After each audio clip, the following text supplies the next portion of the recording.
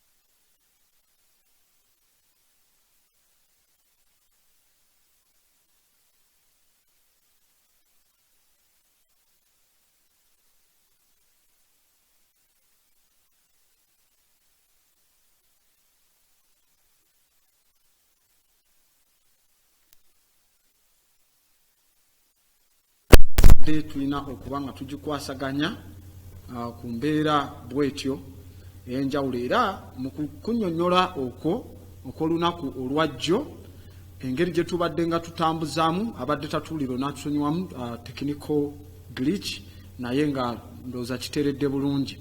Tinagambye nti twekennenyeza ebitabo ebyafulumizibwa nga waliwo ebitabo 4 oba ebitabo 8 bye tutasobodde kuba nga tusoma mu myaka gyaffe abatudde ku terefayini nammwe abasomesa ebyafaayo n'abasoma ebyafaayo n'ewalala tebavuddeeyo bwe babeera basomesa African history mu masomero gaffe basomesa gwe bayita African nationalism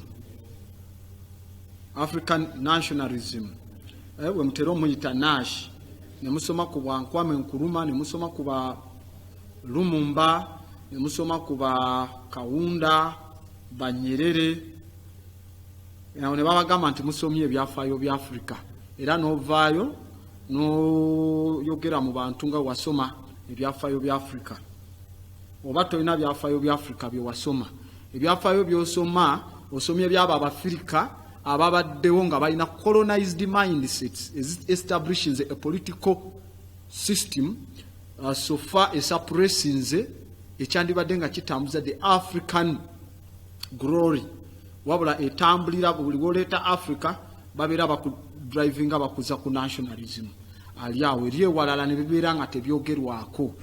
So kati eyo oba pepa mugita mutya mu erevo mugamba yakola Nash mu senior 4 senior 3 muba musoma history babasomesa then there is history of West Africa mwawula mu pepa East Africa oba aba compulsory yes aba compulsory wabuwaze kati ne basomesa history of West Africa ne musomako kwa Asante Kingdom Katini ne musomako ku Bafurani ne musomako Timbuktu temujigenda nnyo munda University of Sankore temujigenda nnyo munda babasomesako Basundi Yatta Keita ne musoma Samole Tule ne babakiriza Mutauti Bwansi ne musoma baani yate Samole Tule oba mubasomera waggulu musimanyi ne babasomesa bakoyikoyi bakoyisani temusoma Babakaranga Kings muno Mutapa temujjogerako we musoma history ya East Africa tebabasomesa ko kifo kitibwa Namulatonga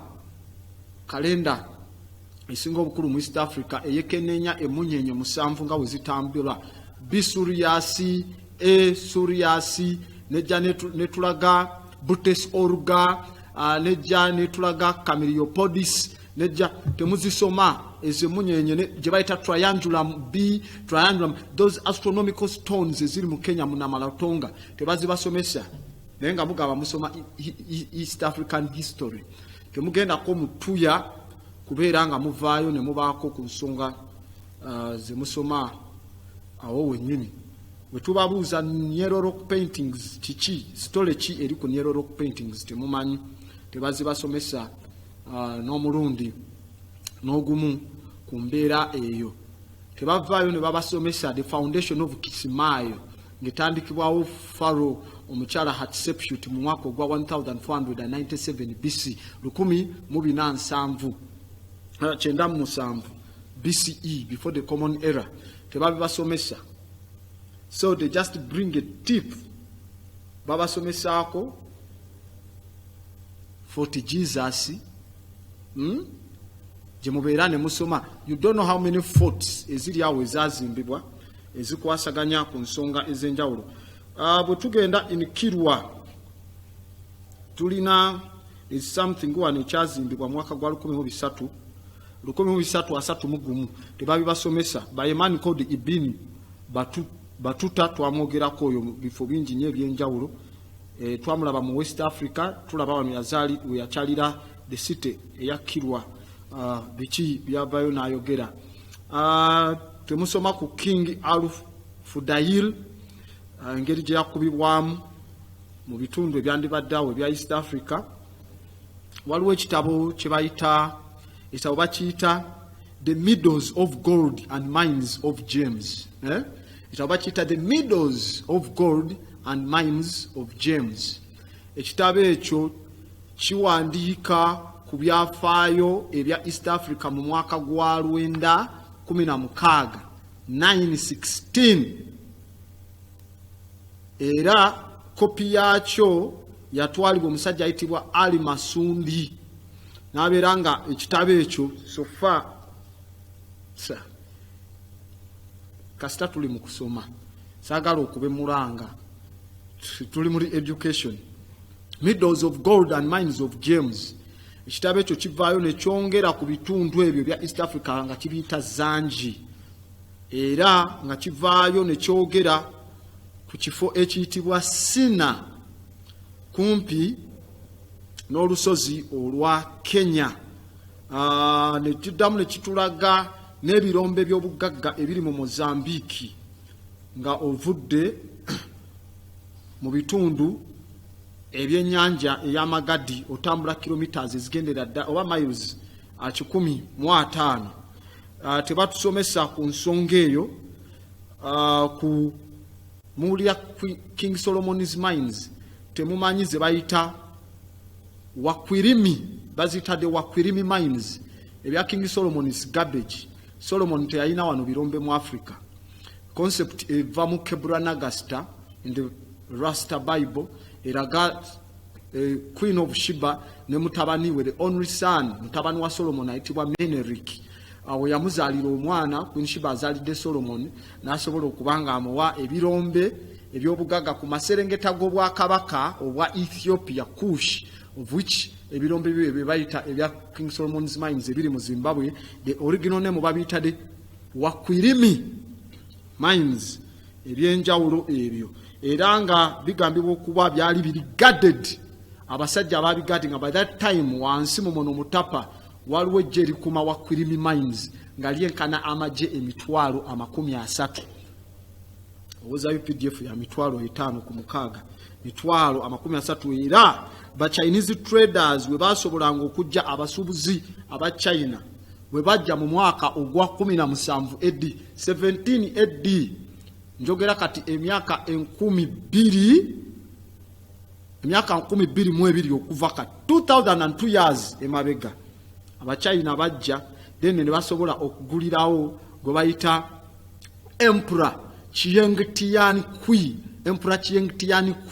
omugulirawo the greatest green gem ginger erya green eryamanyi era bwogenda n'osoma temples eza Queen engeri gye baalinga baligadinga okwetoloola okamala ennyo era lyabeerangaawo nga baliteeka ku muggo ogwalinga ogwa Emperor w'ekiso kye yakozesanga ze bayitanga drop blade nothing ezo zonna tebavaayo ne basobola kuzitusomesa ku nsonga eyo. Tulina ekitabo ekiyitibwa The Histories of Ethiopia, Nubia and Abyssinia ekya Sir E. Willis Burgess ekya 1928 nayo tebavaayo kutegeeza bitabo ebyo bya njawulo biki ebirimu. So bwe tuba tusoma wano njagala omanye nti oli ku level etamanyi era tukkirize twekeneenye.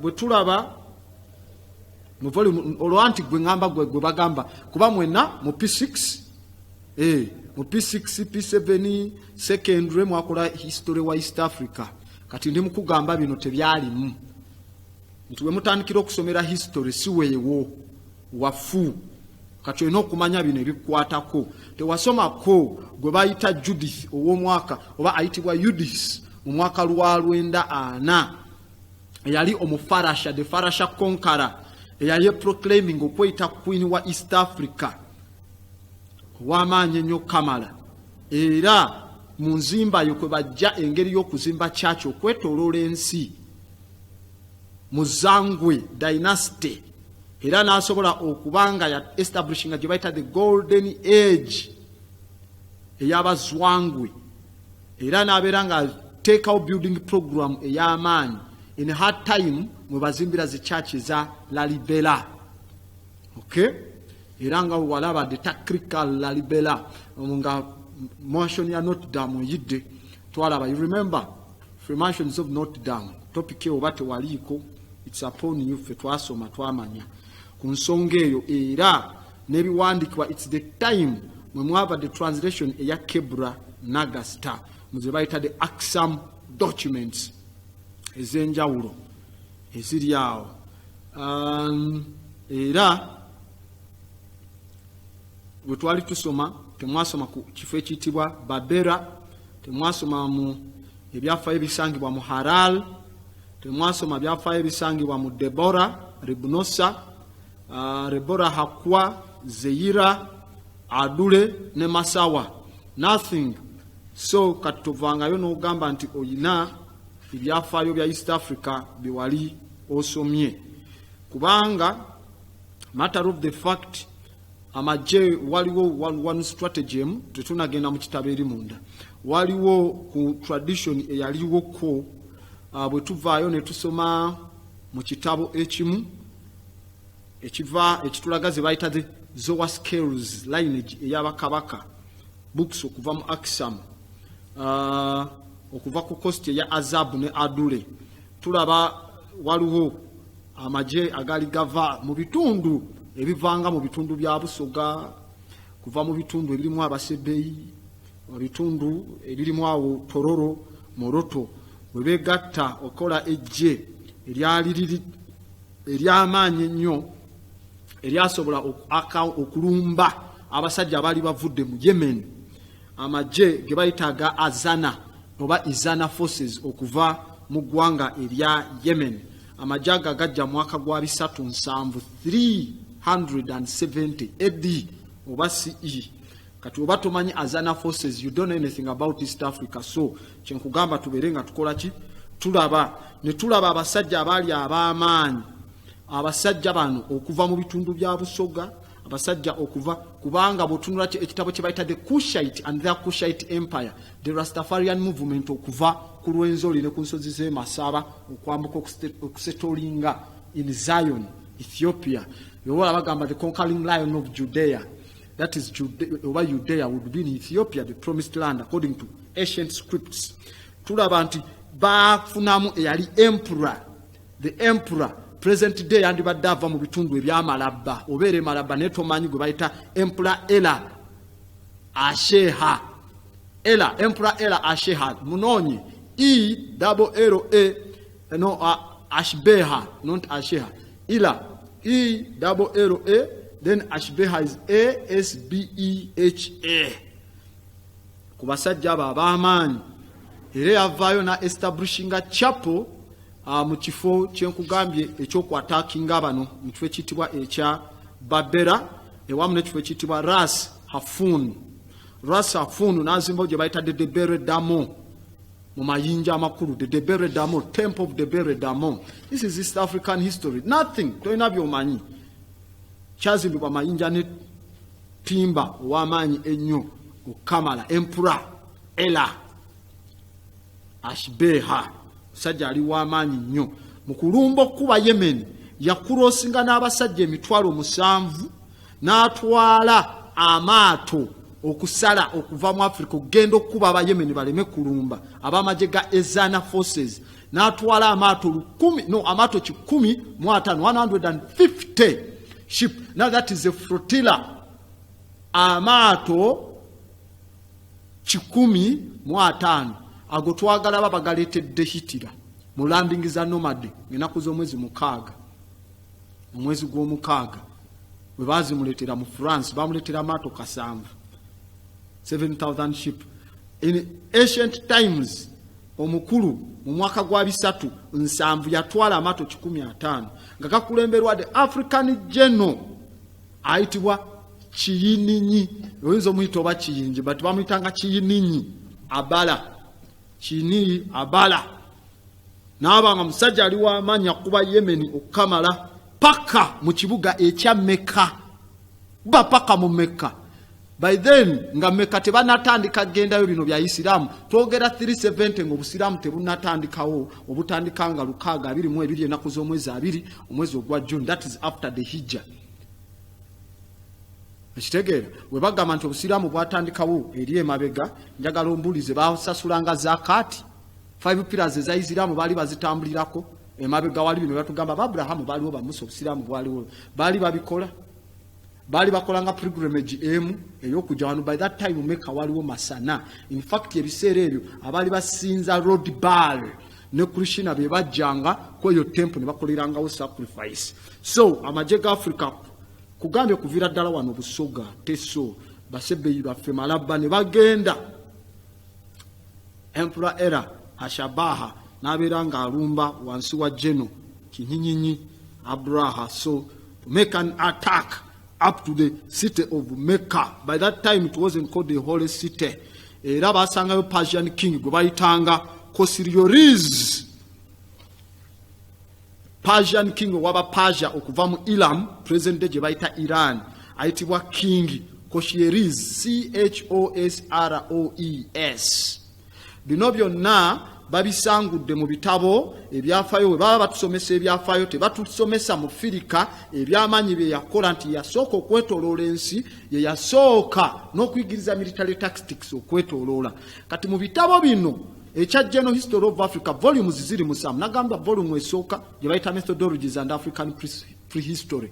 Awo tuddayo emyaka 40 emabega ne tugenda in fact tuddayo ku myaka bukadde 5 emabega.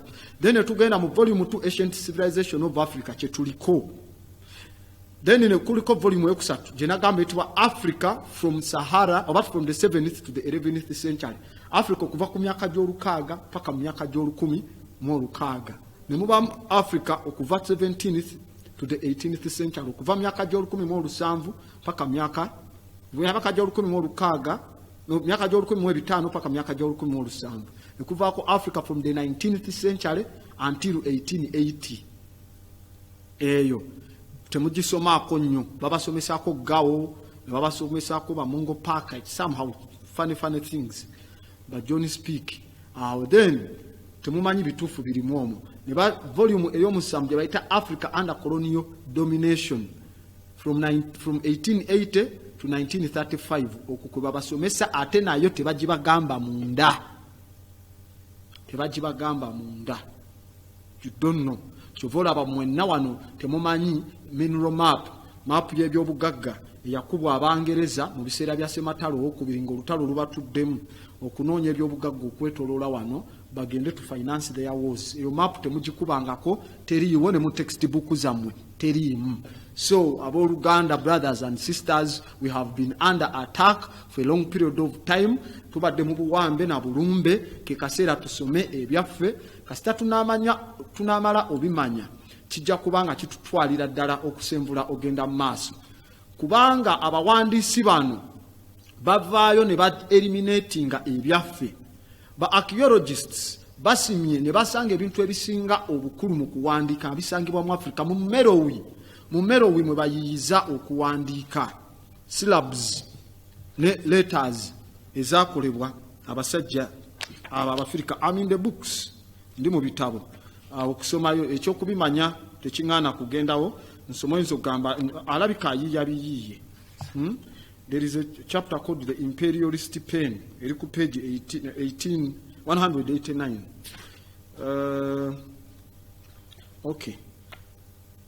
Bwe tugenda ku nsonga eyo eraga mu Merowi wennyini bitundu ebya Sudan okuwandiika mu kusobola okubanga kolaki nga kuva mu areas ezo omuli ebintu ebyamaanyi ennyo okamala ebiwandiiko ebyenjawulo ebitambulira ddala okumanyibwa mu states ez'enjawulo nga state eyitibwa Nobeida oba Nobedian state eyali ey'enjawulo ennyo okamala states nga Makuria zotawulirangako bakabaka nga Kaliodoso, King Kaliodoso, one of the greatest one, basajja ab'amaanyi ennyo okamala. So bino byonna empandika zino mu ancient city ya Merowi ne temple structures, pyramids, monuments bikavalinga ennimi z'Abafirika enkulu okusinga ekintu kyonna okwetoloola. Wabula however okusinziira ku kye bayita based on groundless assertions, basikola abavuddeyo kati abalina bias ku Africa bavaayo ne bawa credit abawalabu Asians okuba nti be baleeta okuwandiika. The Arabs didn't know how to read and write. Look at the most glorified prophet in Islam, Prophet Muhammad. Tamanyi kuwandika, tamanyi kusoma. Tamanyi kuwandika, tamanyi kusoma. The prophet, twogera myaka ki? We are speaking in the years of 600. Tamanyi, abawa strategy, tamanyi kuwandika na kusoma. Abafirika nga bayiya dda myaka nga 15 okuwandika n'okusoma. How are you going to steal invasion of Africa, then you give it to the homosexual Arabs? Okay? So buzibu bw'amaanyi nnyo okamala. Era bw'otunuulira okuwandiika okuliyo kutandika in the Sumerian civilization abadugavu era gye baateekayo. Kyova olaba n'agamba Islamic State, kyova olaba ebaddenga ekuba temples ezo kubanga images ne statue ezirimu tezibafaanana. Nothing tebibafaanana, si bya Kiwarabu. Tubaddenga programu zino toli mupya ku perception. You are not virgin on this program. Obaddenga obiraba emabega nga tubisomesa nga tubiraba images nga tujja tuziraba tuzekeneenya tebibafaanana. Okay? Tebibafaanana. So we know where. So kati these people give credit to the Arabs. Nga the Arabs alphabet gye batambulirako eya Arabic yalina okulinda emyaka eyiwe emali Arabic nga yiziddwa mu Mali in 817 1817 batandika yiyo Oluwalabu mu Mali, then rugende mu Sudi kitegeeza black, then Arabia nga batuteyo Oluwalabu mu mwaka gwa 1004. Now how is the prophet agenda kwogera atyo Oluwalabu nga abaddugavu mu Mali tebanayiya Luwalabu? What is he going to speak? Yalinga ayogera Quraysh, boogera Dali, boogera Pushutan, zeze nnimi ezalinga zoogerwawo ne Persia. Okay? Kati how are you going to steal ebiwandiiko ebiriko nga tewaliwo kiwandiiko kya Pashutan, tewaliwo kiwandiiko kya Quraysh, tewaliwo kiwandiiko kya Dari, tewaliwo kiwandiiko kya Quad, tewaliwo kiraga ono ene temple eziri ancient eziriko chew uniforms ezikomawo mu ancient Africa. How are you going to give them to the Arabs nga tebamanyi na kusoma Medunetia? Nga it's not theirs, tebalinawo script yonna endala. No way. So bw'otandika, if you start history of Africa ng'otandika okusoma ebyafaayo by'ensi nga otandika from the Roman Empire, kasita otandika osoma ebyafaayo ng'otandika ku Roman Empire, you eliminate or eliminatinga emyaka emitwalo ena eja greatest part of civilization is Africa, oba zonna black civilization omugjeewo emyaka emitwalo ena. Who is ready okwerabira emyaka emitwalo ena agende n'otwaka 2019 2019 years twogenda natwo no eliminate tetuwera na just quarter ya mitwalo ena egy'ebyafaayo ebiri documented.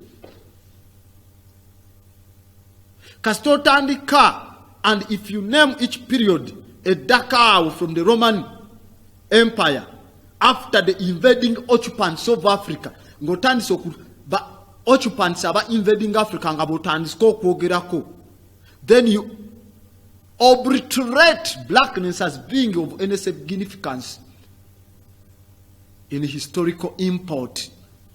Obanga ebyo abaddugavu bajja mu mugaso gwonna mu byafaayo, ate nga ebyafaayo bikoleddwa endyo zonna tebanatuuka na mu kwota, okujjako ekyafaayo kye bakyasinze okukola abaddugavu kye bataakola bisiyaga. Ekyo tubawadde ekitiibwa, mwebale kwesiyaga. The blacks never did that, because twabanga n'omukyala gwe tuyita Hafiz species, nakulaga wano mwe bakopa abakatuliki, the Roman Catholic Church, mwekopa doctrine y'okuba ne Bishop of Rome, the highest deacon of the belief system, yabanga the chief priest from Anap, ne tuba ne gwe bayita Katep, nagamba the high priest Katep, ne mukyala we gwe bayita Hatefres. Kati then when they came, olwa hatred y'Abarome eri abakazi, because they are homosexual, gay, pedophile, lesbian Rome, they eliminated the woman. They crossed a man with a man. They got rid of half his species. So you can't begin to define Africa ku season years wezicho. Ngotandika mu biseera bya ba occupants, illegal invading occupants of Africa, and then you begin to define Africa. So these policies is utilized mostly, for example, like the American Historical Association, ne organizations in mu Bulaya. Balistinga, for example, they list period 1 ya Africa, Bosoma American Historical Association, ne the British Historical Association syllabus for Africa. Si boje basoma wala je batu letera. Batandika, they list period yesoka batandika at 700 AD. Mu Africa wetandikira 700 AD. Paka to 1500 AD. Now, we ask them what happened before 700 AD. Church aliwo. They are not going to tell you. Period 2. Nebatandika ojita jebaita the Islamic civilization. We batwe clarifying African history mu bitabo byabwe. Period 3 becomes European civilization. Period 4 nebajita the colonization. In other words, according to them, no black civilization in African history. Tewaliyo civilization, they don't speak anything. Why? Western scholar munkola endala ba pharaoh bonna 816 pharaohs okuva ku Nema, Seti the first, Seti the second, Seti the third, bonna batambule Kirira, Jedefra, Zosia, Amenhotep 1, Amenhotep 2, Amenhotep 3, Tutmos asoka, Tutmos oksa, Tutmos bonabonango batambula mu dynasties zawe. Ramses asoka, Usama Atrameru Amen Ramesu Stepenura, owokubiri, Usama Atrameru Amen Ramesu Stepenura, Tahudiwa, owokusatu, Jangubo, they don't. By that time, they have not even done anything about navigation. How are you going to carry someone in the period of Ice Age, the Holocene period, when the white man was just coming out of taking dog's milk and dog's meat in the cave, shitting where he sleeps, mumpuku mwasula mwapama mwalira mwakola concept y'okuzimba self-contained houses kuba babeeranga mumpuku. Bw'ofuluma ebweru mu muzira tosobola kusindika obunyogovu bukwata olubuto n'omusaayi tojja kuba n'amaanyi gasindika. N'empewo weekufuuwa ennyo obanga ova kunaaba amazzi ganyogoga nnyo olumu ogenda ofulumya omusulo nga gukuluma. So in the cave it was. So they had to wait for another years to come out of the cave kubanga ebyafaayo bya Europe bitandika mu 714 BCE with the Greeks. Okay? Kati then, how are you going? Abatandika n'ebyafaayo ebya Lusambu 14 BCE. Oje obagatte ku Pharaoh Nema. Obagatte ku Pharaoh Menes eyakola kye bayita the decisive battle eyali egatta Upper and Lower Kemet mu 3100 BC. Ogenda hawo ogenda kubanga bino tebyetaaga si bya kulowooza. Njagala nnyo banaye bwe tubanga tusoma ebintu bino. We do research. Mamizi z'aba Pharaoh zonna weeziri. Teri mulambo gwa Pharaoh gitaliiwo gyonna weegiri. Don't say Pharaoh. Mugamba Pharaoh ki? Kubanga wotunula concept ya story ya Moses. Pharaoh aba ayogerwako yandibadde Ramses. Ramses. That would be the period where baji mapping. But if you go, no genda kubanga Ramses yasinga statues mu ba Pharaoh bonna yasinga ebyafaayo kwetolwa Egypt n'ebibumbe. There was no anything any war with the Israelites. Why? Kubanga, yes, there was a time of Israelites who would be kubanga the word Israelite chivamu is chitegeza place. Then Ra would be the supreme god of the sun, Ra. Then El is creation in the place of the black god that created. That would be the Israel. Etymology ramu medunature utuba tusome nnimi chitegeza. But wetwekenenya, you are not going to take away the white kings aba lower. You present them as pharaohs aba Egypt. You can't bring African names, you replace them with the European names and Arab names or Asian names. Over the Hamites and the Cushites, you can't bring them and make them whites. Okay? Millions of non-African and Egyptians, Cushites, Ethiopians, bafuka white by a stroke of a pen. Kubanga bakozesa additional tactics involving it involved strategically occupying the coastal lines in order to isolate the blacks from the rest of the world. Their attack, basoma the coastal areas, they don't merge into. So non-blacks were then able to effectively claim all great black achievements as their own. Okay? Civilization slate egendera ddala mu myaka emitwalo 4. But Persians we ba invading. The first people, the Persians we ba invading mwaka gwa 525 BC. After the Persians, then the Macedonians ne bajja under Alexander the Barbarian, the Greek, nothing great about him. Mu mwaka gwa 332 ngamaze okuba kabaka w'aba Persian gwe bayita Darius II mu battle gye bayita the Battle of Gwangamera. Then the Macedonians came nga bamaze otuula mu lukiiko lwa the Council of Corinth lwa 451 BCE. Then the Romans came in ne bajja with their concept to come okuwasa Cleopatra, one of the most beautiful women in history. The Arabs came in also in 414 AD. Abatake ne bajja nagamba omusajja gwe bayita Muhammad Ali akyasinza okutta abaddugavu ku planet yeno yali ava mu Turkey. Then the England came, the Portuguese came, the Spaniards came. So all of these people were barbarians. Barbarians we bayingira mu Africa as compared to the heights as a civilization as a African culture. Kuba already we had attained to the zenith on top beyond what they can recognize. Katipati too, they go to what they call ethnity. I'll cover that with a period of time. Okay? But now, let me go. Munda, Muchitabu, tulabe lwaki. Why do they say it is becoming a problem? African history, why does it become a problem to them? kubanga kasita bakusanga nga yo mindset obanga yo mind teina information. Omanyi waliwo akayimba k'omusajja bamuyita Jose Mayanja agamba ataina defense esasi gwe linaakwata. So now if you are found when you are defenseless, brothers and sisters, nothing tolina kyogenda kubanga oyamba mu ttafaali lino erizimba ku mbeera eno. So jjo tubadde tukyali mu introduction nkuyisizzaamuko katini like a site nkuwaddeko ekyandibadde nga doors ku mbeera emu ekwasaganya ebintu byaffe bino ebikwasaganya ebyekiddugavu. Ekirala bagenda ne bajjawo with ethinity. Itambula etya, what is the ethinity?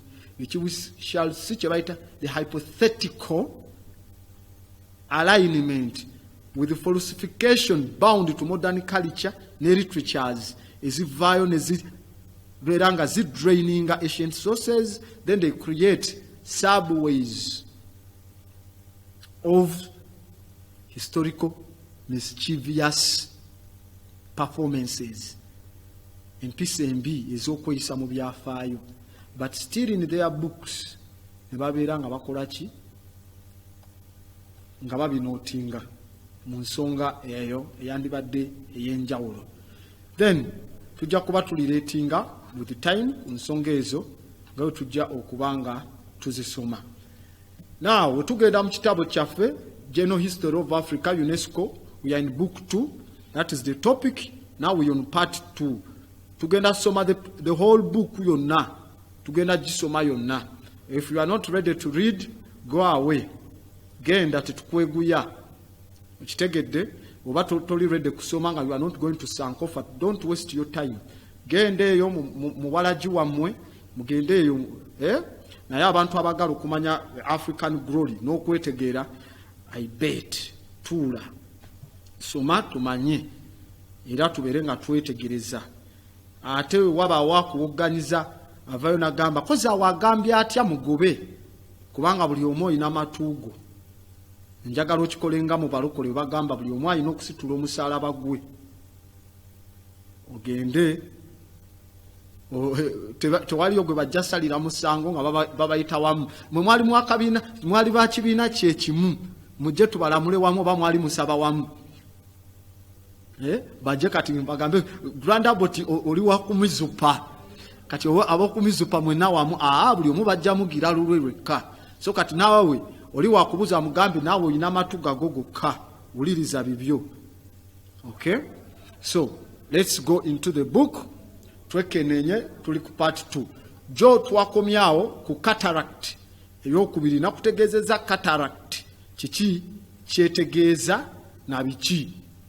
Ne batulaga nti excavations ezibadde nga ziri uniform olusi zibadde nga tezispreading okujjako bwe twekenenyezo tuka ku cataract gye nagambye eyokubiri ne nkugamba egatta ekifo ekiri mu masekati ng'ovudde ku Aswan, kuba Aswan eri ku first cataract omugga Kiyira we guyira ng'ovudde ku Mediterranean singa oyambuka ng'ovudde eri wansi mu Egypt, that is called Lower Egypt, Lower Kemet. Eno this is Upper Kemet eno mu mambuka. Kati eri gye guserengeta ng'ovudde eri mu kikko ng'oyambuka, we gusooka oyira ku kikko oba ekikko ekisembayo mu kuyirayo oba ovudde eri kyekiyitibwa ekya Aswan ekiri kumpi n'ekibuga ekya Hyrcanopolis. Kati negamba cataract eyokubiri eri mu masekati ga Aswan kumpi n'ekibuga ekya Semena. Nagambye cataract ezatambulidde ddala paka ku Atarat eyandibadde ey'omukaaga eyo nga sizze kutuuka ku cataract ey'omusanvu. Ne bagamba nti olw'ebbula laka ya archaeological information ewamu ebbula ly'ebyo ebyasimibwa tekisobola lwa mukisa mubi cannot unfortunately kukigatta ku alipooti ez'abagwira abatambuze n'ebyo ebyabwe ebyo byekennenyaamu ku events oba facts ezikonsaninga volume eno mu kitabo kino kye tuli mu kusomamu. Nkugambye ekitabo kya UNESCO, United Nations Educational and Scientific and Cultural Organization, kikwata ku byafaayo bya Africa. Uganda eri mu UN, lwaki tekitekebwa ku syllabus? Mama Janet olindaki anyway wakisoma I don't think oba wali okiwulidde nako. I don't think so. Most of the times mwamalanga mu US politics kuteesa in parliament, nothing about re-education. So kati lwaki kino tekigenda ku syllabus zino zonna volume 8 ne tuzisoma ne bagamba the continent's rugged nature, olw'okuba nti semazinga Africa ejjuddeko ensozi n'ebikko ne size yaayo enene obwenyi, its very size tikyavaayo ne kimalamu obwagazi, kya discouraginga mu antiquity yakyo azireta mu bintu byakyo ebyedda, n'okubanga okuyingira to deep penetrate, okuyingira mu ndabuziba mwabo abava ebweru kyali nga kizibu. Togenda kuva eri omalegasi alimba kuyingira just deep in Africa, beetololangako emabbali ku coasts, ebyomunda ne babireka ne batabyekenneenya. Kati jjukira invader buli we yalumba nga abeeranga ku mbalama, control of trade, control costs, era abantu bonna abalina emirulu balwaningira ddala mu mindset eyaba invader. Let's not forget bano bananyini bazi mu nnyonyo biki balimu emisayi gy'aba invader. So that genetic memory bank eya invading the coasts, no controlling emyalo, okutwala buli kyennyanja, everything from the sea, bye bakyasinze. Kubanga when they are on the sea, amaato gaveri ne bageetegekera mangu, they can build a fort mangu newe baba in the middle, asajja basobola okufuluma in all directions olw'okubanga the continent is rugged. Kati ne babeeranga batyanga to go and deep digger. Ne bagamba it will be noted, kirina okuwandiikibwa nti mu biseera ebyakati eby'amagezi ge tumanyi, Africa ye continent yokka engendo ez'okwetoloola olubalama we zisobodde okubanga we zisuula ekitangaala eky'amaanyi mu byafaayo. Mu kitabo kino kidiscussingibwa mu chapter oba essuula ey'e18 n'essuula eya22. Knowledge emanyikiddwako yonna abasinga bamanyi ku voyages eziri ku coastline. Onure ze zisuddeko essira munda babadde nga tebayingira.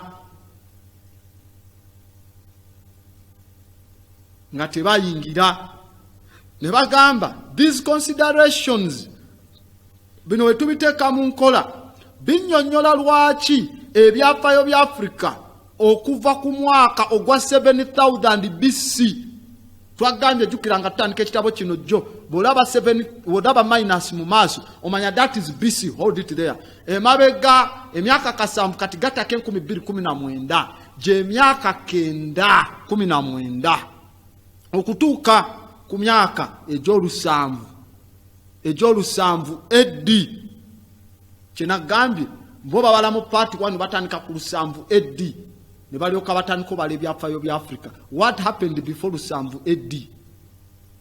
Webiri ne tebaagala babite baleeta in front when the invaders. Kati mu general history of Africa eddayo ne bagamba still mulimu ebimu ebyokusuubiriza ebyenjawulo, level of suspicions kuba bagwa ku biwandiiko ebyenjawulo. Bagamba omusajja for example omusajja yasindika amaato 150 ng'akuŋŋaanyiza abantu kuva mu bitundu bya Bugisu, Busoga, Tororo, nga aviridde ddala mu present de Malaba.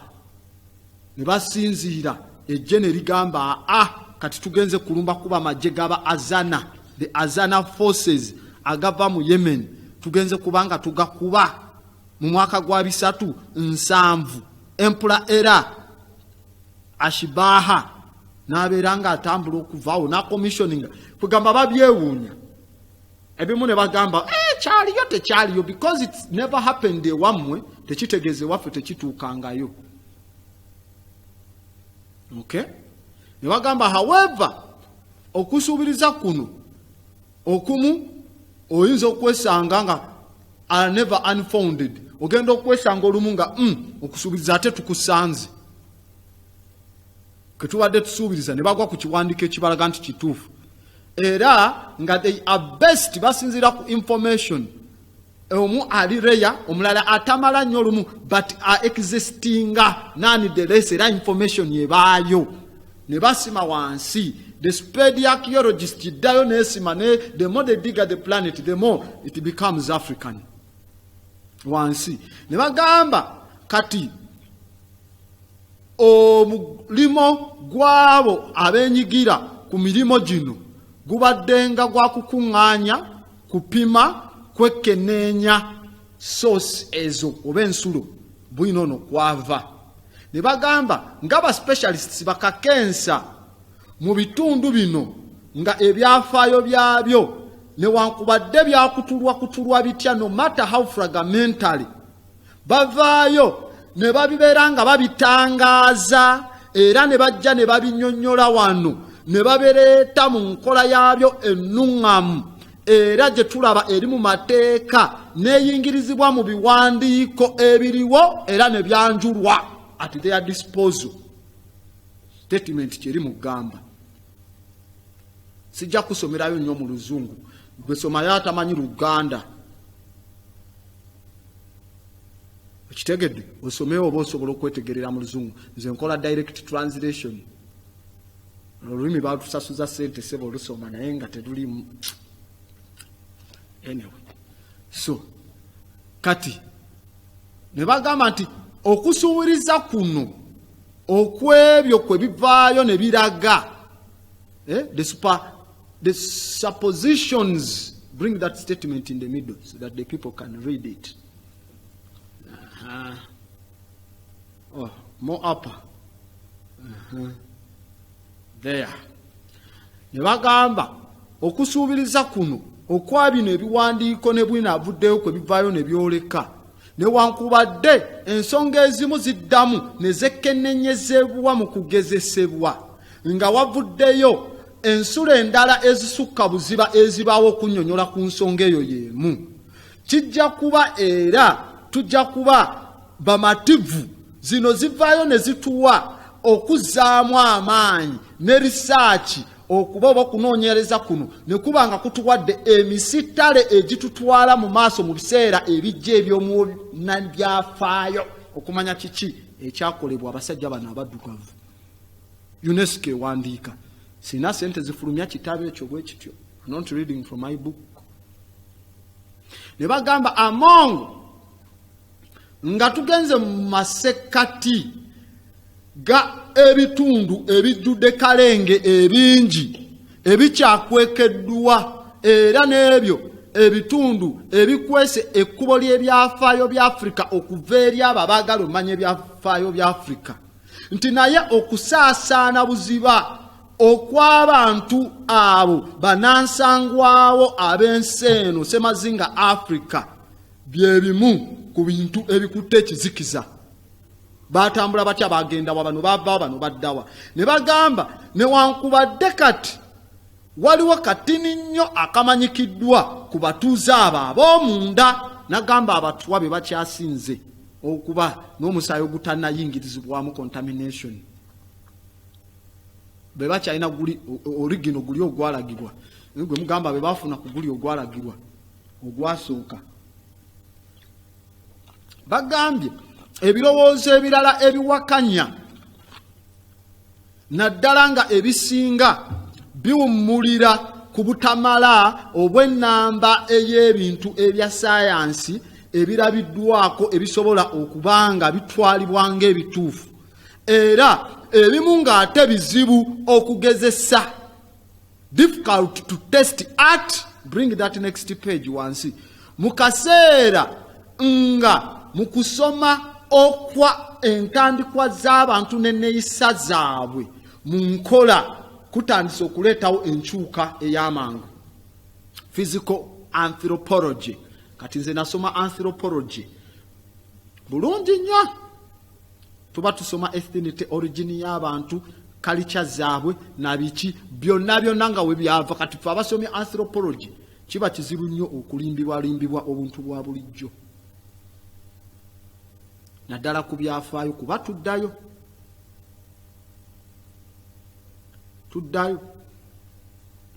tulina ebintu bye tukkiriza just to appease the minds okusanyusa obwongo, but with the facts nga you can't accept them.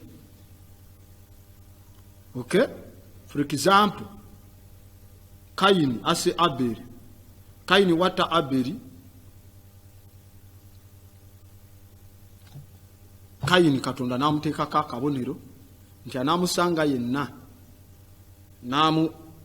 n'amukolako obukyamu Katonda agenda mubonereza.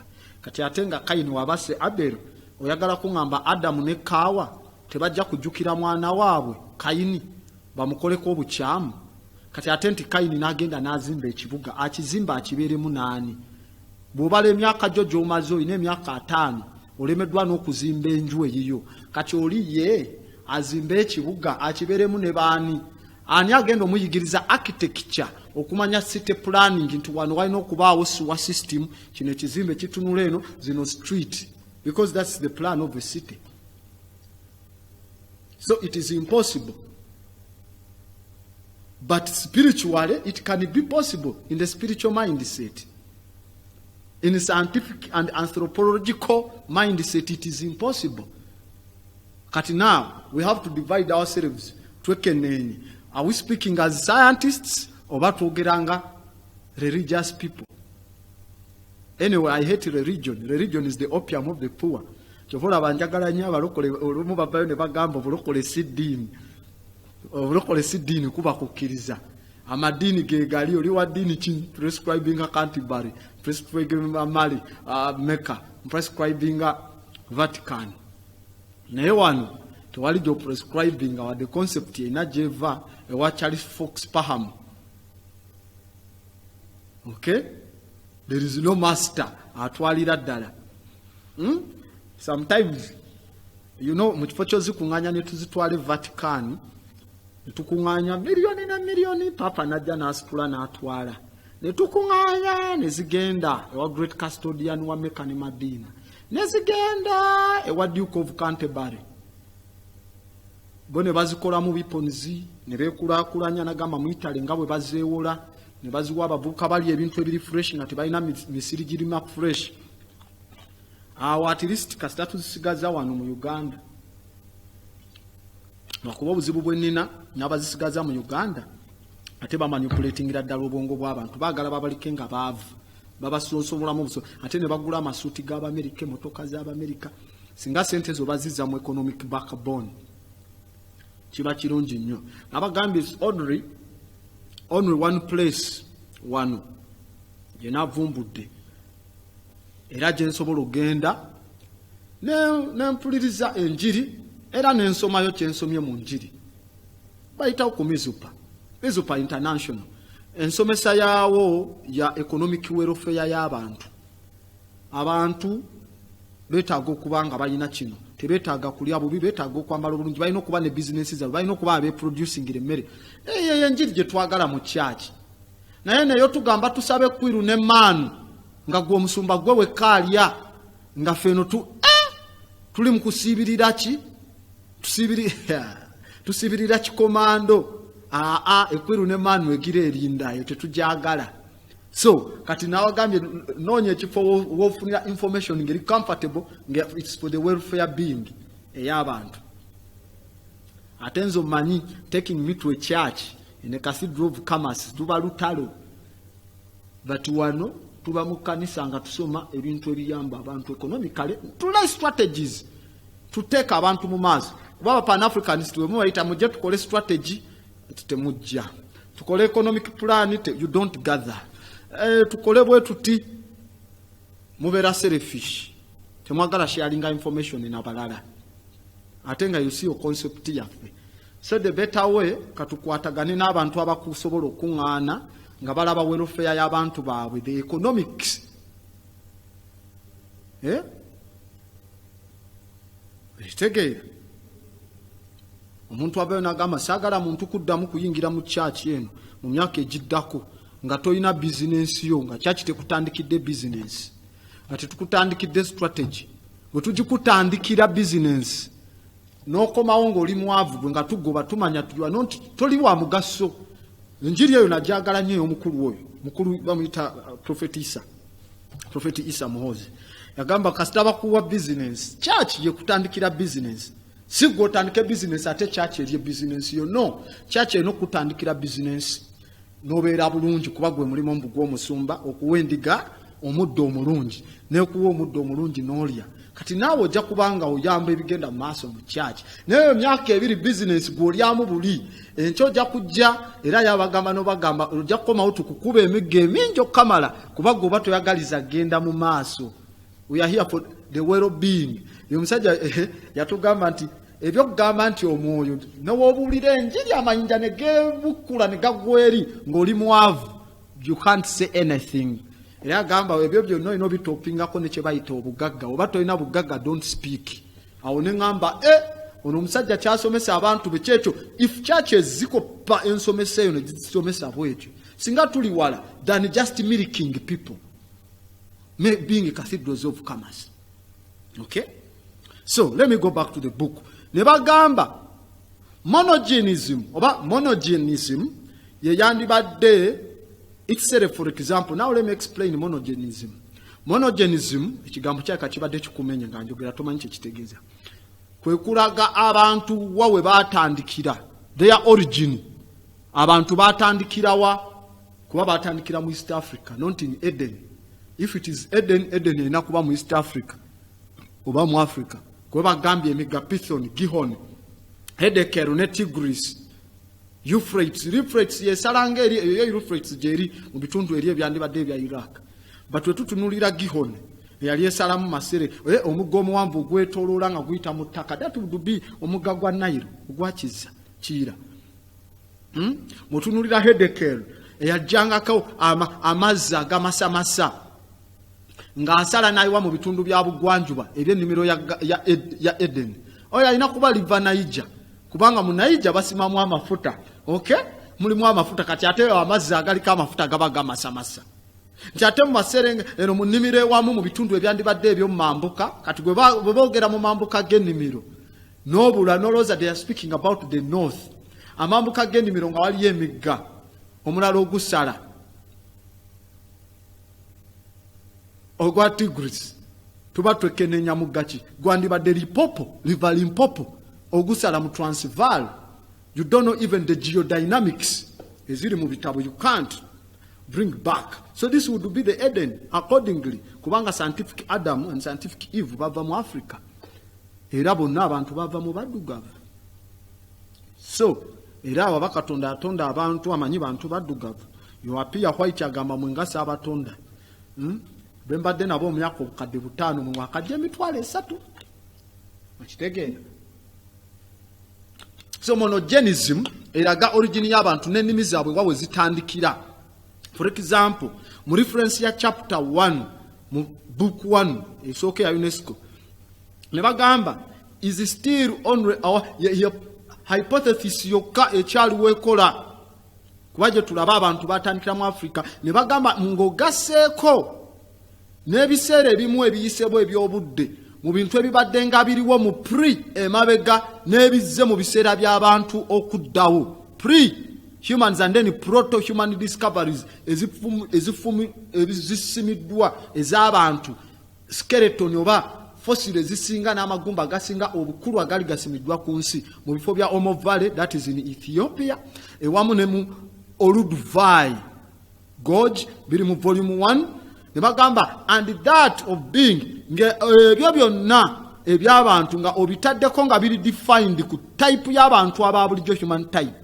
abalala abasangiddwa mu South Africa there is no Asia here there is no Europe mu bitabo bino ebiraga ancient eby'abantu nagamba bino bituleetera otutwala ku nsonga y'okwekenneenya view mu kulaba nti waliwo ekitamenyekebwanga there was unbroken ekitamenyekebwanga nga kyeyongera mu maaso unbroken continuity ewamu n'enkyukakyuka in situ in position mu mbeera mu nnyini enkyukakyuka mu mbeera eriwo as unfortunately kyandibadde ekyolw'omukisa omubi ku point eya view gye twogerako paka singa tujjayo bwino oli omutuufu n'okuddamu okuvumbula linki oba ennyingo ezaddamu ez'abantu awo intermediate links evolution nti kati abaliwo abaddugavu tetukyali kuguli omusaayi oguli original. Wano waliwo omusajja omwe yanvumako wano ku TV. Naawe tulaba ofaanana abazungu. Sifaanana abazungu. Nothing at all. Goli color blind. Olina obuzibu. Like olina ne Down syndrome. You have slitty eyes. Kati nti ffe tulimu emisaayi abasinga egyetabikamu. Kyovula amuva ne mugamba omusajja muganda mutuufu yennyini laba ogunyindo gwe laba kikala kye ekya bbulaaka. Etuna ne ogamba naye oyo nga si muganda. Ntunulira Muteesa ne mugamba Muteesa nga muganda kyafaanana bw'atyo. So emisaayi tegibadde ku original nnyo because of invasions. Africa tewaliiwo kifo kyali kirumbiddwa on the planet like continent Africa nga weerumbiddwa. Emirundi gyerumbiddwa. Bwe tusoma mu kye bayita the book of invasions. Okay? Mu book of invasions Africa yakabeera invaded emirundi egigendera ddala mitwalo 80,000 times of invasions. Africa emitwalo 8. Bugata Eurasia, Europe ne Asia. Attacks zibabadde nga bakola. Zibabakolako ntini nnyo. Ezirala babadde nga bazeekolamu bo munda. Asia ne Spartans ne bajja ne balumba eno. Romans ne balumba eno. Just a few bali mu honorary attacks. Era wotoma invasion attacks nga bafuna external forces nga zezirumba. Nga the forces ziba mu Africa ne zijja ne zirumba Asia. Oba katugambe zivudde mu Americas. Oba zivudde mu Australia. Oba zivudde mu islands nga Japan. Tulaba the Great Manchuria invasions zaba Japan in the 1400s, 1300s. Nga balumba Korea. Attacks za Philippines za Jang. Those ones Asia yakabera invaded emirundi 5 mwana 540. Asia ne Europe yako 540 by external forces guli mitwalo 8. All the time they are attacking, financial attacks, zona everything bazitekeno. Medical terrorism attacks zona eno. So tewaliwo mulala teri natuukanamu kimu kya mwenda a 9th ku attack ezikoleddwa ku Africa.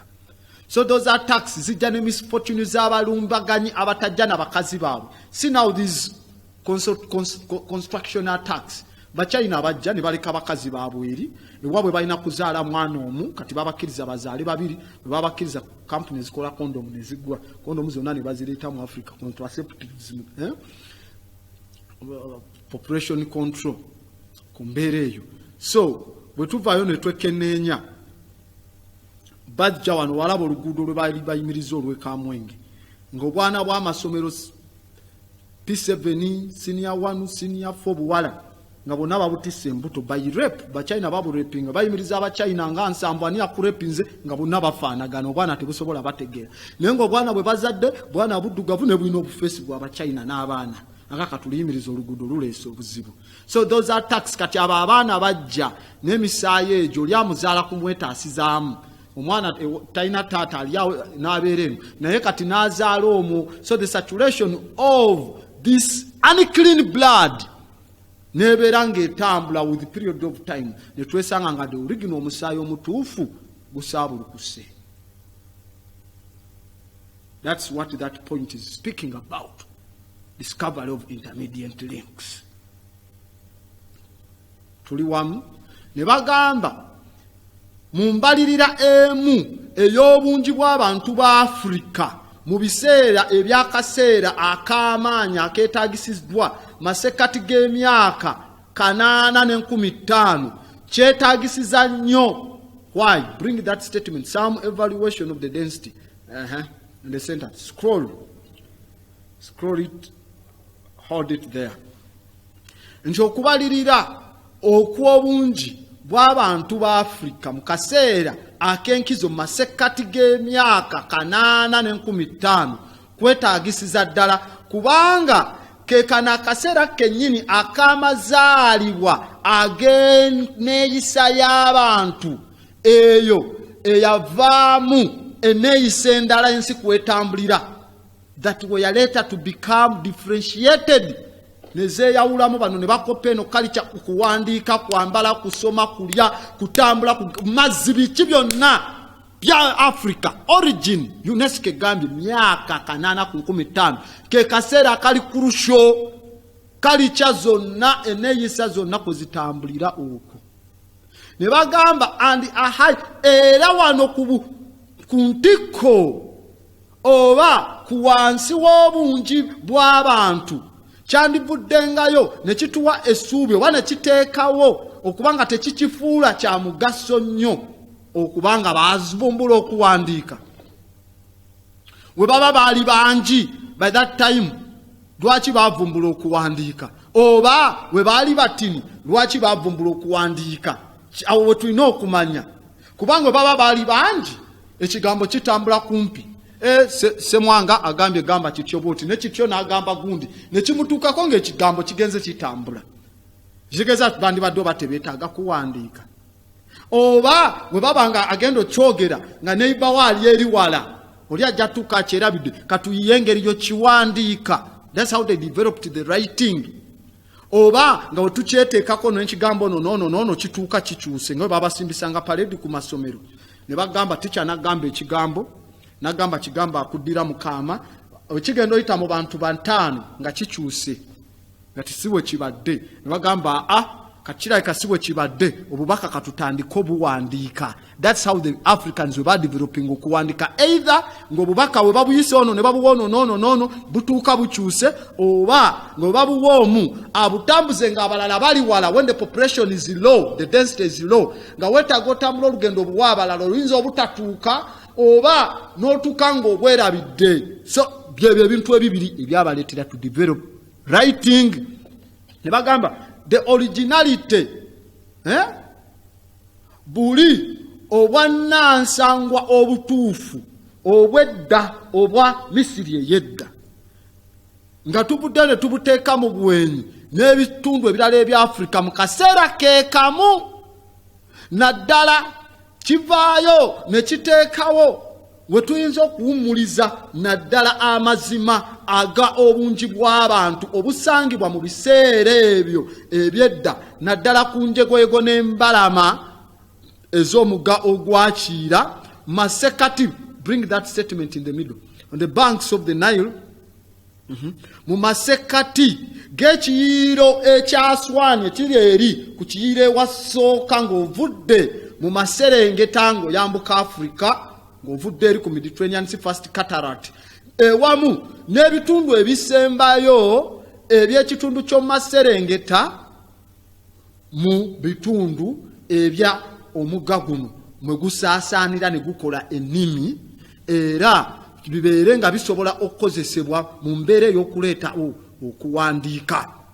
Kiki temusobola kusala wano naki lwaki tusobola what is compared the use of writing ne bagamba simple. Bring the next page. Olwansonga ey'amangu kyaliwo simple in order. Bring the next paper, next page. Yes. Simple in order okubanga bakwasaganya embeera. Hold it there. Era mu bitundu bya delta oba omugga guno egutuuka ne gukolera ennimi ne gwekutulako emigga emirala nti kirabika okuwandiika okwo ekyakuleeta kirabika kyali kukwasaganya coordinates oba okwasaganya ennamba ensumike mu kifo ewalina okukolebwa ebintu ebyokufukirira ebyokulya n'ebirime nga ekyali ekyomugaso mu kuwona kw'abantu bano.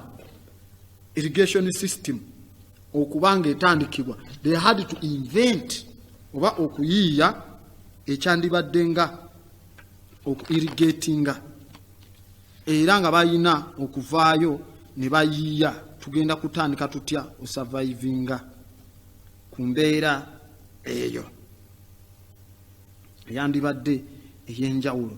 So twekenneenya irrigation zino ez'edda bwe zaatandika mu kitabo ekya Destruction of Black Civilization ku peegi 130 mwemu. Yes. Tuvaayo ne tulaba ebifo ebyali strategically located. Abasajja bano mwe bakola national system eya water reserve. Amazzi agakolebwa mu migga ku cataract ng'okuva ku Atibara. Abasajja we bayiza the oldest irrigation system mu nsi. Mwe bayigiriza okufukirira amazzi for survival. Ebifo bino biriwo ebiti. Ekifumu bakiyita Musawarat. Ekirala bakiyita Naga. Sometimes bakiyita Naga Kush. Ekirala kiyitibwa Hodan. Ekirala kiyitibwa UWM. Ekirala kiyitibwa Usuda. USUDA. Ekirala era mu Jezira mwennyini. Ekirala ne kisangibwa mu kifo ekiyitibwa Duwanib. Duwanib, DUANIB. Ekirala kiyitibwa Bassa. Sites endala tezinabeera excavated. Ezo ze zisinga obukulu mu nsi eno bukyangebawo okulaga amagezi g'okufukirira. Okuyiga okufukirira nti ekyeya kizze kati katufukirire ebimera. Awo era nga kyadda biddayo mu myaka nga kakaaga. Myaka kakaaga okuva ka 60,000 years. Tulaba Piyanki we yagoberera Kashata mu mwaka gwa 720 BC yatandika ekijja okumanyikibwa nga the greatest world powers ezandibadde ez'amaanyi okozesa amazzi okubanga galumisibwa. Era nga bakulaga yakozesa amazzi gonna okwetoloola coastlines zonna n'okuyingira ddala into Uganda, up to Uganda mu northern Uganda n'okwetoloola ebitundu bano boolaba abagamba tufukirira mu kyere wayiganga. System eyo yatandikibwawo ayitibwa King Piyanki mu mwaka gwa 720 BC as far as Uganda okukkirira ddala paka mu Miyombo, Woodlands, Tanzania. Mwaka gwa 720 irrigation. Musoma history tebamubagamba. Destruction of black civilization, page 13. For the survival, ekitegeeza balina okuyiga okuwandiika ne banotinga season bweti ne bweti omusana we kuba bweguti ne bweguti ebimera biba tebijja kudda tulina ofukirira. They invented okuwandiika. Merowe was the center. Ne bagamba nga tuvuddeyo ne tukubyamu ewalala okukozesa kw'okuwandiika kwali tekwetaagisibwa mu maserengeta ewamu eno aga Aswan Cataract. Kubanga ekyo kifo kyali kya bantu batini nnyo era nga baali babeera mu bugrupu butinitini, somatic groups, abaali ba occupying ebitundu ebyo ebyali bisigadde nga biri independent of each other nga teriiyo kifuga kinnaakyo kirala.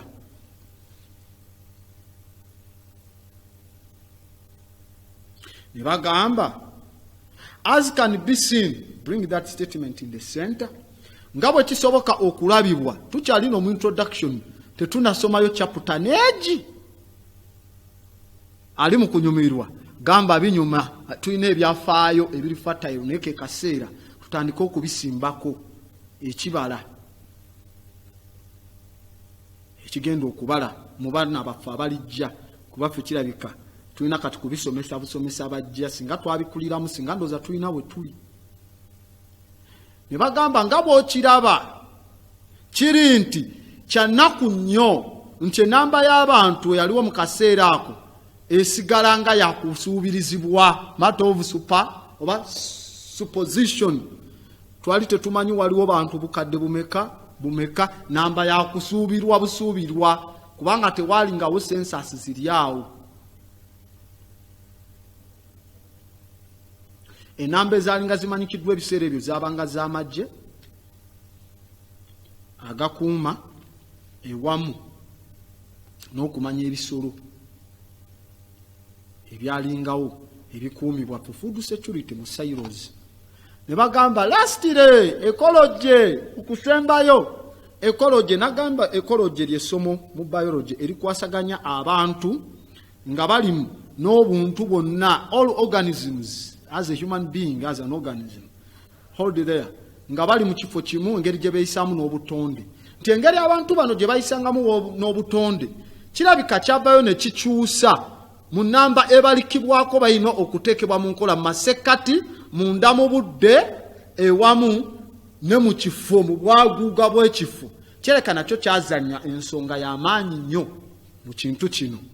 Bantu baali bameka abalinda area space yali esobola ku accommodating abameka babeerawo budde bwenkana ki. Kitegeeza kireka kyabaleetera okuleeta okuwandiika okuyiga kino kyetaaga bwe kiti to keep their notes. Ne bagamba to the last wet phase, omulundi ogusembayo ogwa ebiseera bya kinnyika gobe ogwa emyaka egisembayo nagambye Neolithic age bye biseera ebisembayo ebya Stone Age ng'esembayo kuvira ddala mu myaka 8 from the 8th millennium 8 BC. Nti byakomenkereza ne bivaayo kuva mu 8 paka mu mwaka gwa 2024 BC. That is the last phase yali esembayo ey'obunyogovu ey'okuba nti ewantu si olwo Sahara tenajja nnyo naye nga wet age ziri mu koma mu 2024 BC. Ne bagamba mu kaseera kano ak'ebyafaayo mu biseera bafaraawo aba dynasty oba ab'olunyiriri olw'okutaano we baali bafuga ebitundu ebyo ebimanyikiddwa ng'ebya Egypt. Now bafaro ki abaali bafuga mu biseera ebyo ebyandibadde eby'emyaka egyo?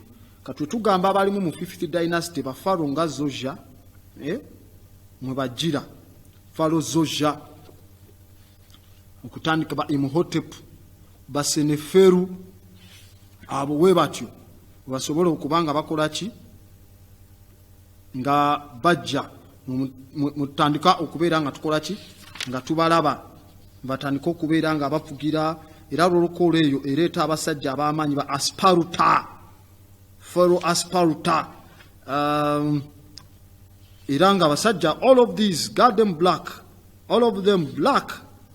Abantu asajja abaali aba black okukamalira ddala ennyo era be baalinga bafuga oba be baalinga bakulembera mu biseera ebyandibadde ebyegyo emyaka gye tuli mu kwogerako. That is gye bayise the 5th dynasty. So dynasty zagendera ddala kumpi mu 29 dynasty ng'esobola okufugibwako bafaro bangi. So bwe tulaba mu 5th dynasty eyo gye boogerako tulinamu bafaro we bati. Mulimu gwe bayita Menes, mulimu ayitibwa Athothes, Athotes, mulimu ayitibwa Peribusen, Peribsen, abo bonna abafaro ba 5th dynasty.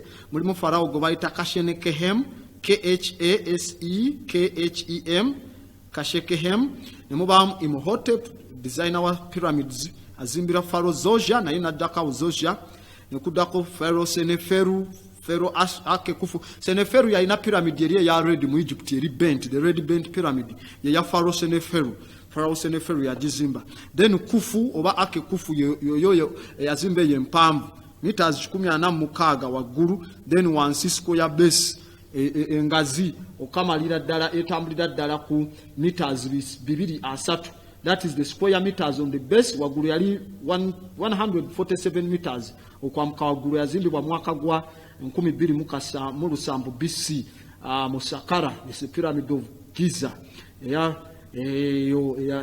Ekyasinga okuba empanvu, tallest building paka myaka gya 19th century. So bafaro abalala baliwo mu 5th dynasty mwe muli faro ayitibwa Usakaf, USER, Kaf is KAF. Omuli Naferefere, Naferefere is NEFEREFRE.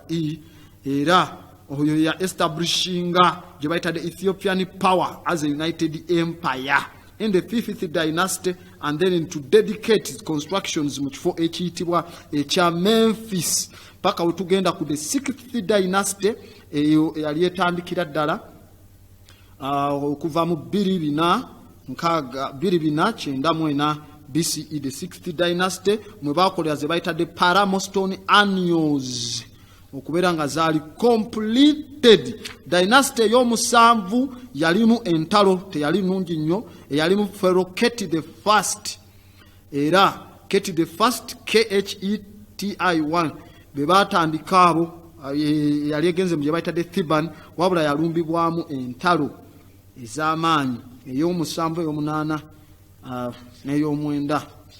Then ne tuddamu ne tufuna ey'ekkumi n'emu, 10 zaali ez'amaanyi ezikomawo ez'aba Ramesses ogendera ddala mu maaso. Speaking as an Egyptologist. Okirumamu? So, ne bagamba climatic, embeera y'obudde, the climatic and hence agricultural conditions.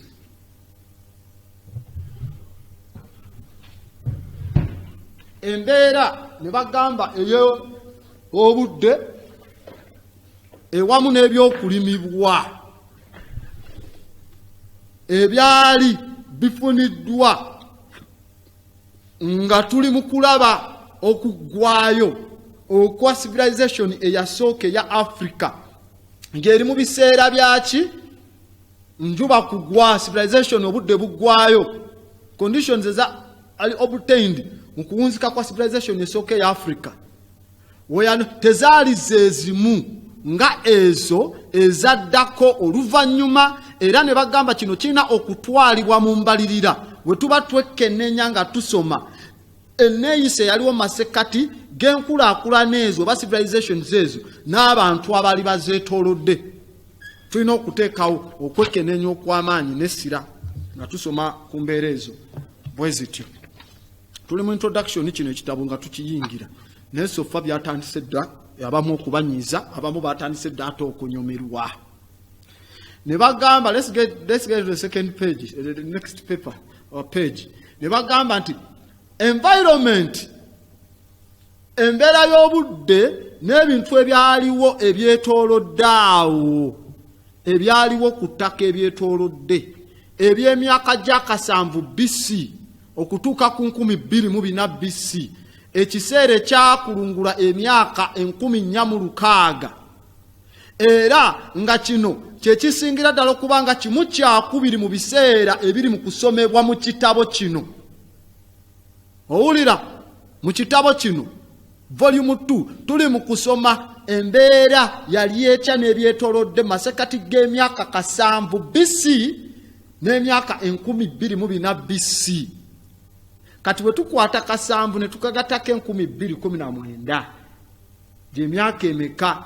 Gy'emyaka 9 mu 19 bwe tugenda ogisoma okutuuka kati gy'emyaka 14,600. Buno obwaka buno obw'Ekirooma buno 2019 tebunatuuka ku myaka gye tugenda kusoma 14,600 gy'abaddugavu gyokka. 14,600 eno volume kwegenda osinziira 4,600 tozirabangako mu bitabo byonna mu ekizaamuzizo. Naye nga wasoma African history we bagamba. So kati bagambye ebiseera ebyakulungula emyaka 14,600 nga byebyo ebitambulira ddala okusukuluma ku kimu kyakubiri ku biseera ebigenda osomebwa mu volume eno oba mu kitabo kino. Byali byanjawulo okuva mu ebyo ebyaddako mu kitundu ekyokubiri ekya emyaka 3,000 egiralawo ejaddawo by'emyaka eg'3,000 BCE, third millennium. Okay? Ne bagamba nti embeera n'ebyetoolovu, ebintu ebyetoolodde ebyaddakaawo ebiyinza okuba nga byali biringa ebyagala okufaanana n'ebiriwokko, kirabika n'amaanyi byateeka laama ku bantu n'engeri gye bayeeyisangamu abaalingawo mu biseera ebyo. Human societies living in it. Let's get to that page of community. Okay? Ne bagamba nti obulamu bw'abantu, bring it up to the center. I don't want to leave them. Abatamanyi Luganda besomereyo mu Luzungu, nze nja kuva mu Luganda.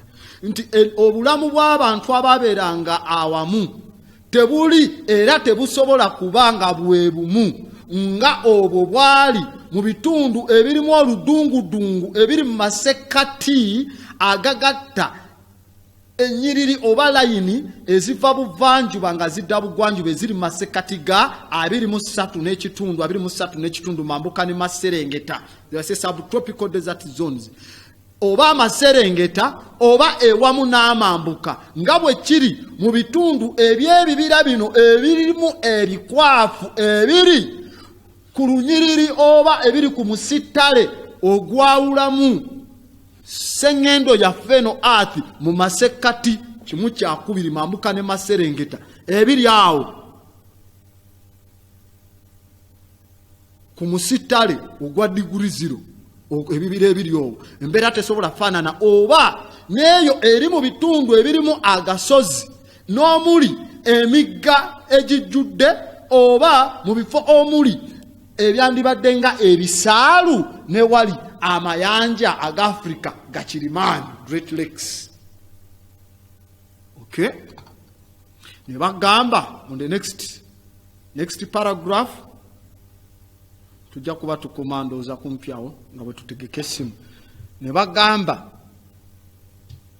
nti omukono gwabyo oba okusikirizibwa kwa ebifo bino kwe byateekawo ebyenjawulo n'abantu ababirimu n'ebintu ebyetooloddewo kye kimu ku bintu eby'omugaso eby'okuntikko ku nkulaakulana y'amakubo ago agaasobozesa entambula okuva ku nsonda emu ogenda ku nsonda endala naddala nga okuva mu bitundu by'eddungu Maghreb oba ebitundu eby'ensozi eza Ethiopia oba ebyekiko eky'omugga Kiira okugenda buwenyi kutuuka masekkati ewali emigga eginekanekanye emigga egya Congo emigga egya Niger n'emigga egya Senegal oba bring the next page oba naddala okuviira ddala ku lubalama lwa Semayanja Atlantic eyayitibwanga Ethiopia Sea otuuka ku nyanja eya Red Sea mistaken gye bayita Red Sea paka ku nyanja ya Indian Ocean.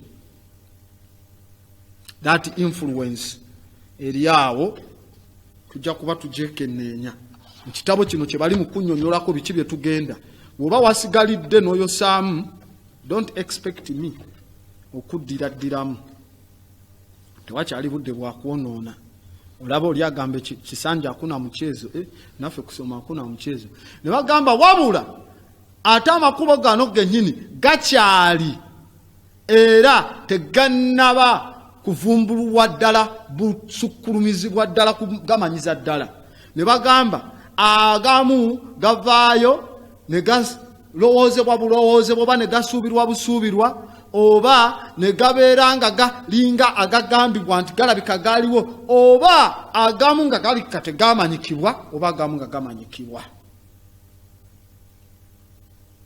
Ne bagamba bwe tusima ne twekenneenya nga tutambulira ku mulamwa ogw'okusoma ebisimiddwa ku makubo gano kijja kutusomesa ensonga ey'okuntikko engeri gye tugenda okukwasaganyaamu ebyafaayo ebya Africa.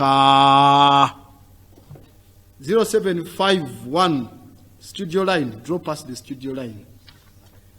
0753193260 tujja okuba nga tuyita anaabakwali tusobole okuba nga tuteesa nga twogerezeganya ku nsonga eyo ku 07531932 the studio line yaffe ojja kuba oyogereko ne Grand Abbot the West Zulu tubeere nga twekenneenya ku program eno eya perception. Tuli ku General History of Africa part 2 UNESCO tuli mu book 2 gye tusomako ba volume 2 mwe tuli mu kwekenneenya. TV Africa alo Grand Abbot esebo twogedde n'ani ono nsanyusa okukuwuliza munnange esebo nange nsanyusa okufuna wani ono amanyi abampita Mugabi Derek esebo mukulu Mugabi Derek nsinzidde eno mayirye ku ssujju esebo Mugabi Derek ente yange naatero gikima sebo era ente eyo njagala ogino ne munnange esebo kaakati ekyamazima mpuliriza bulungi enyanjula enyanjula y'akatabo ako naye kimpadde essuubi n'ebintu ebikwekeddwa oba olyawo mu Africa. Ekyamazima kiri nti nsooka entendereza ku teresajja eno. Ekyamazima kiri nti bw'oba owuliriza n'ogoberera akatabo ako n'entandikwa yaako n'engeri obusukkulumu ba Africa n'ensima gye kasimiramu ddala mu kikulagira ddala nti oba olyawo Katonda ayogerwako yali mu Africa. Onyinnyonnyodde emigga gino n'okitematema bulungi butufu n'ekituulira n'engirayo n'ekiriga ekifaananyi eky'omwoyo nga Bayibuli wejja bwekitulambikira amazima nga kitulagira ddala nti Katonda ali mu Africa.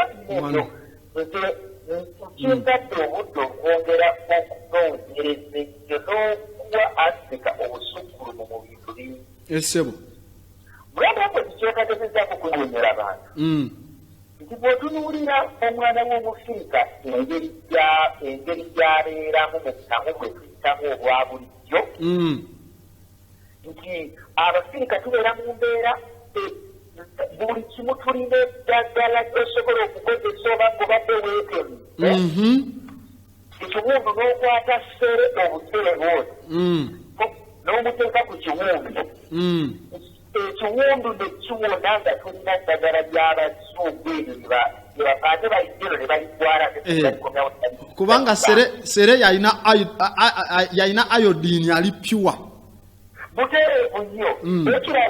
Ekirala kulaba njagala nnyo saayansi oyo ow'ebuziba saayansi ow'ebuziba amanyi gye tunoogezaako kumwezezera abantu bamutegeeza. Tujja kumusoma mpola yenna tujja musoma. Jjajja wange yaŋŋamba yalina kitaawe baali mu kutabaala ettabaalo ze twabeerangamu. Naye nga basobola okumufumita waliwo omukwano gwe bafumita ekiwundu eno mu mugongo. Naye ekiwundu mu mugongo tebasobola kukinyiga. Ne bakikyusa ne kidda eno mu maaso gy'asobola okukinyiga. Kati saayansi ozo ne bakyusa ekiwundu eno gye kino ovululira ne bakitambuza nkidderi nga bwe badirectinga entunuka.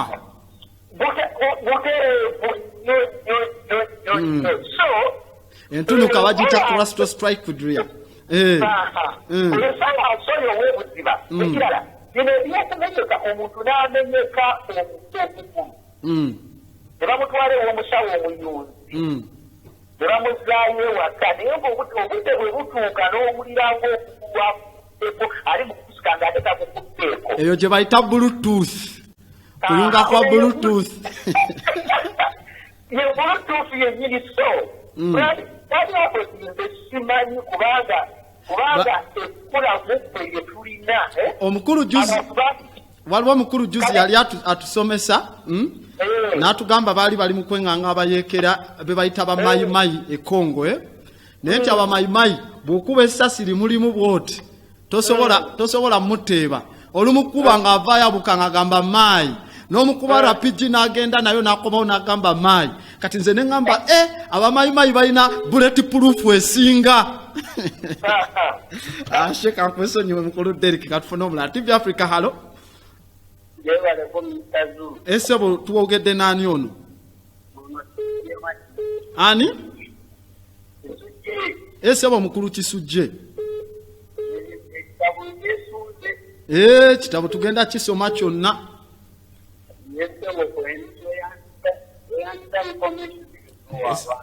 Essebo weebale kubanga koli mukulu Kisujje emmere yange nzijja ogirya naawe.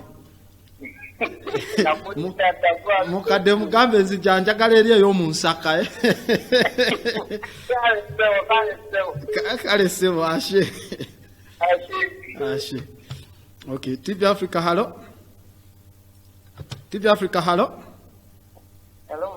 Essebo twogedde n'ani ono? Ani? Musanvu? Musango Denis. Essebo weebale kutusomesa ku byafaayo bya Africa. Tukyasomera ddala munnange. Nakugoberera kuzinziira ddala eri bwe wali otusomesa continental drifting eyo. Naye I've realized that Africa is the origin of mankind. Yes.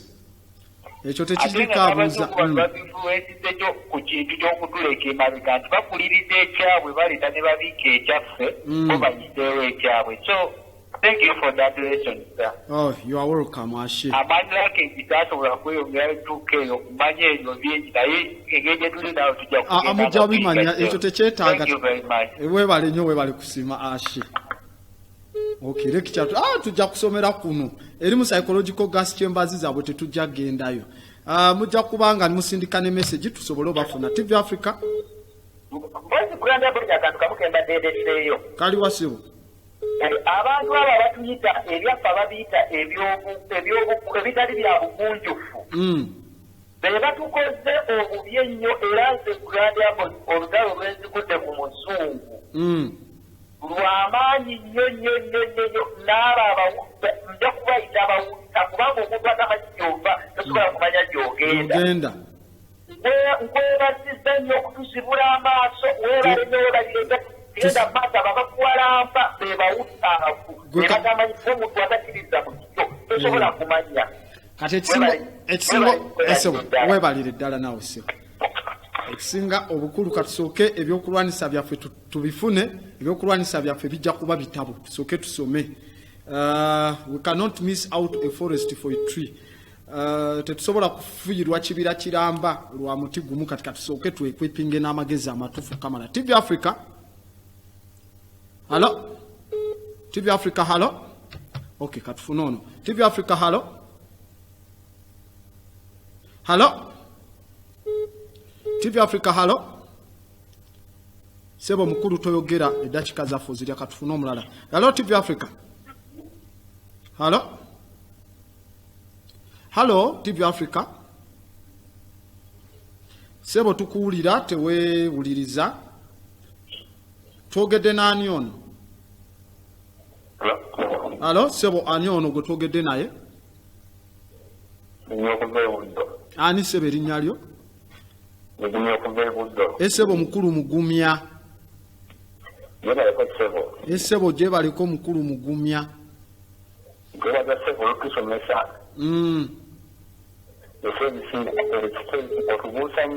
Esebo.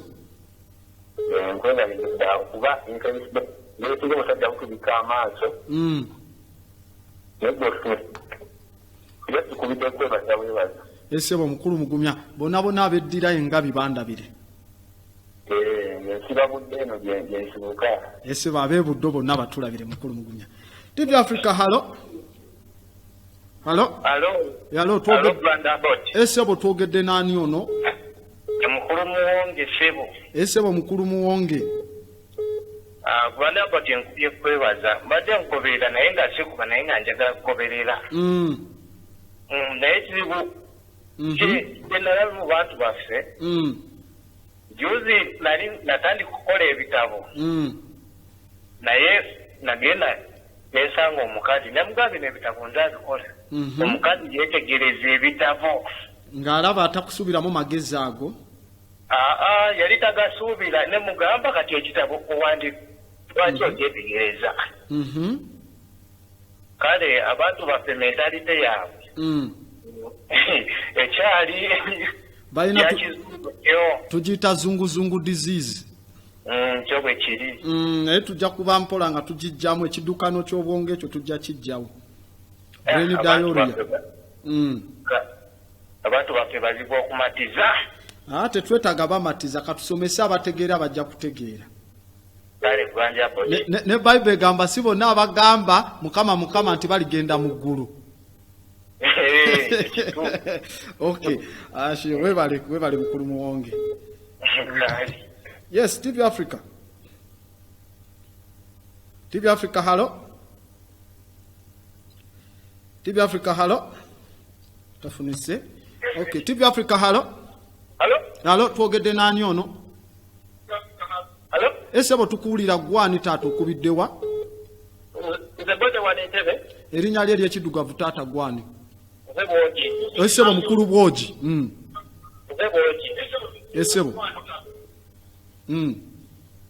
Wankanako tusaba otunyonyole ku Mountains of the Moon entuufu ziri ludda era amannya gaazo ge gaani. Mountains of the Moon kuliko Mountain Rwenzula mistaken gye bayita Rwenzori, ne kubaako Mountain Kilimanjaro, then ne kubaako ne Mountain Kenya.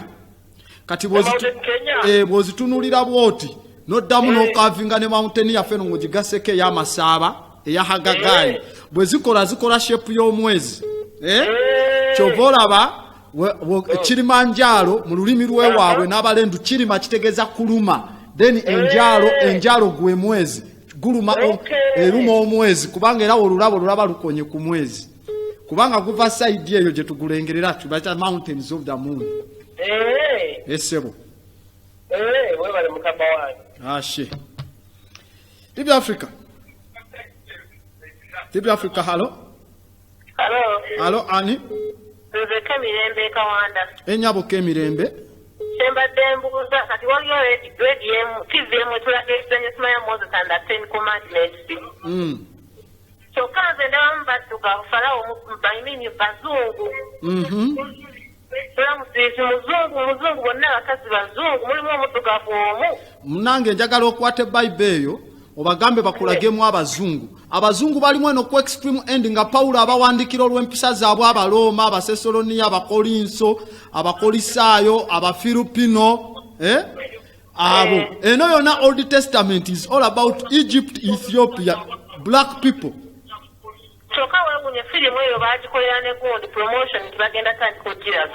Anti munange obuzibu obuliwo Mama Kemirembe avuddeko mbadde nakugamba he who controls the printing age and the printed age controls the thinking of the next age. Afuga ebiwandiikibwa ku kitabo mu biseera ebyo yafuga endowooza y'abalisoma ebiri ku kitabo mu museera ogwo emyaka egyo giriddako. Noonya firimu gye bayita Kings and Gods of Egypt. Saagala ogirabe just genda osomeko busomi premier yaayo yagwa katale kubanga bonna abasoma Egyptology bagamba story ezirimu sintuufu basinzira ku revised versions. Bwe tuddayo they have to read okuba waka owa William Tindo, they have to read from the Koine Bible, balina okusoma the Cavendale Bible nga zino tezinajja ne Gutenberg Bible jamu printing press ya 1500s 30s, so ziri endala eza precedinga oyo. Okay, TV Africa halo TV Africa sebo ani ono tukubidde sebo bwana Kimuli goggaddewo kuba eddakika zaye kaziweddeyo kakati gadde njagala okukola ka supplementation katono nnyo sebo ku nsonga eri abantu baffe tebagitegeera gyotera okubanyonyolako ennyo era sentale engeri gye bazibalamu nti abatakitegeera bakitwale nga bulaba uniti z'essimu ez'edda. Bwagendanga n'ogamba nti oguze uniti 3. Kasita uniti 3 ziggwa n'oyingirako ko katono yadde sekendi emu uniti oba tansobola uniti ey'okuna. Kati oba mu uniti 3 ne sekendi seemu obeera ku uniti yakuna. Kati kino eky'emyaka nti sentale emyaka 10 kati wano gyesigadde gibanga bu uniti mubanga bu uniti sekendi sinti olwo kati n'ogamba mu mwaka gwa 1900 ekyasa ekya-20 tekali ka sekendi akayitamu. Kati abatagitegeera kubanga kibanyonyola naye kyakamu tebakifuna.